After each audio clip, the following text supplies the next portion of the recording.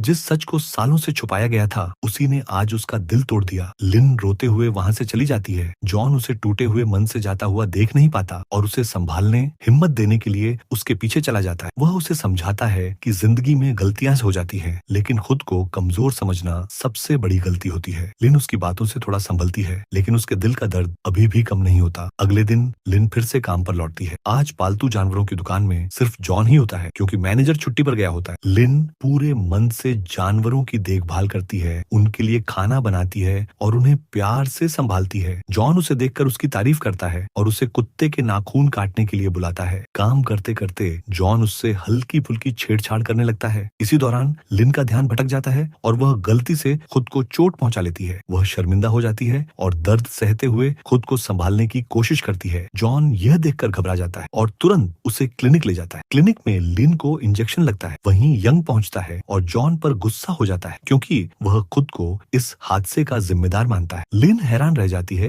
कि यंग उसकी चोट को लेकर इतना परेशान क्यों है। यंग तनाव में आ जाता है और अपनी दवा लेने चला जाता है। क्लिनिक से बाहर निकलकर लिन और जॉन थोड़ी देर टहलते हैं। इसी दौरान लिन को पता चलता है कि जो उपहार उसे मिल रहे थे वह जॉन ने नहीं भेजे थे। लेकिन तभी जॉन उसका हाथ पकड़कर कहता है कि उपहार उसी ने भेजे थे। लिन मुस्कुराती है, उसका धन्यवाद करती है और उसके साथ वापस छात्रावास चली जाती है। कुछ दिनों बाद लिन अपनी माँ से मिलने जाती है। जब उसकी माँ को चोट के बारे में पता चलता है तो वह नाराज हो जाती है और उसे ज्यादा सावधान रहने की सलाह देती है। लिन खुश होती है, क्योंकि उसे एहसास होता है कि उसकी माँ उसकी कितनी परवाह करती है। धीरे धीरे सेमेस्टर खत्म हो जाता है। यंग उन्हें पहचान लेता है और शांति से लिन का परिचय अपने विश्वविद्यालय की सहपाठी के रूप में कराता है। लिन उनसे थोड़ी देर बात करती है, फिर चुपचाप वहाँ से चली जाती है। उसके चेहरे पर उदासी साफ झलक रही होती है। चलते चलते लिन के फोन की घंटी बजती है। दूसरी तरफ उसकी माँ होती है, जो उसे बताती है कि वह नए साल की पूर्व संध्या पर उससे नहीं मिल पाएगी। ये सुनकर लिन का दिल टूट जाता है, क्योंकि वह चाहती थी कि इस बार पूरा परिवार साथ रहे। उदास मन से लौटते हुए वह जॉन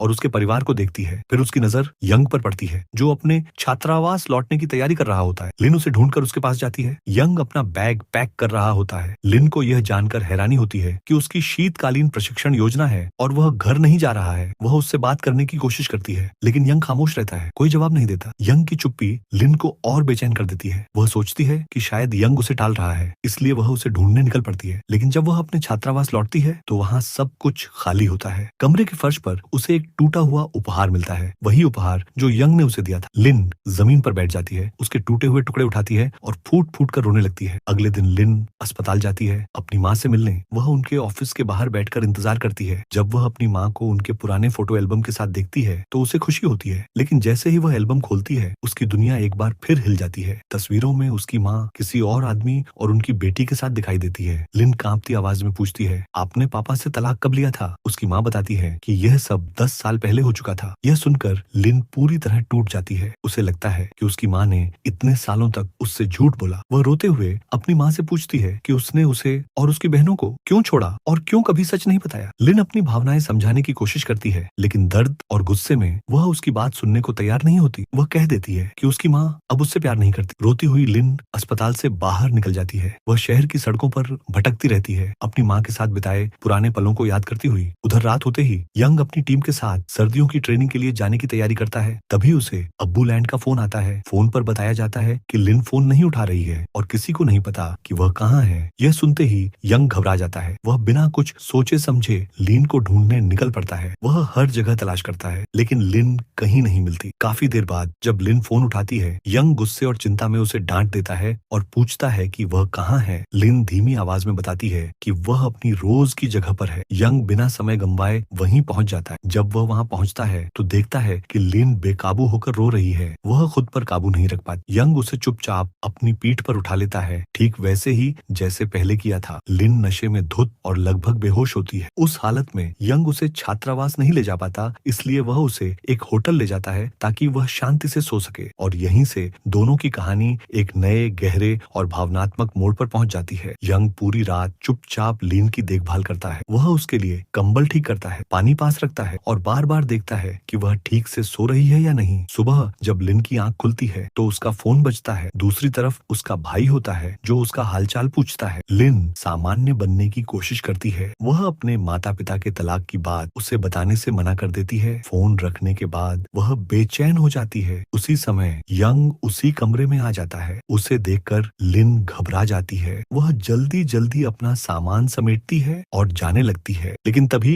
यंग दूसरे कमरे से बाहर आता है और उसे रुकने के लिए कहता है। उसकी आवाज में कोई दबाव नहीं, बस चिंता होती है। दोनों साथ में खाना खाने जाते हैं। खामोशी के बीच लिन टूट जाती है और यंग को अपने माता पिता के तलाक के बारे में सब कुछ बता देती है। वह कहती है कि वह बस एक सामान्य परिवार चाहती थी जहाँ सब साथ रहें, बिना झूठ और बिना दूरी के। यंग ध्यान से उसकी बात सुनता है। वह उसे दिलासा देता है और कहता है कि कभी कभी हालात हमारे हाथ में नहीं होते, लेकिन इसका मतलब यह नहीं कि हम अकेले हैं। खाने के बाद लिन वहाँ से निकल जाती है और पालतू जानवरों की दुकान पहुँचती है। वहाँ वह जॉन से मिलती है और बिना कोई कारण बताए कुछ दिनों की छुट्टी मांगती है। वह कुत्तों को प्यार से अलविदा कहती है। उसकी आंखों में नमी होती है। इसके बाद वह यंग के साथ बस से घर लौट जाती है। घर पहुंचते ही वह बिना किसी से बात किए सीधे अपने कमरे में चली जाती है। कुछ देर बाद उसके पिता कमरे में आते हैं। वह उसे तलाक की पूरी सच्चाई बताते हैं और कहते हैं कि उन्होंने यह सब इसलिए छिपाया क्योंकि उस समय बच्चे बहुत छोटे थे। यह सुनकर लिन रोने लगती है। उसे लगता है कि हर किसी ने उससे झूठ बोला। वह अपने पिता से कहती है कि वह उसे अकेला छोड़ दें। अगली सुबह जब लिन उठती है तो उसके फोन पर यंग का मैसेज होता है। वह लिखता है कि वह ट्रेनिंग पर है और अगर उसे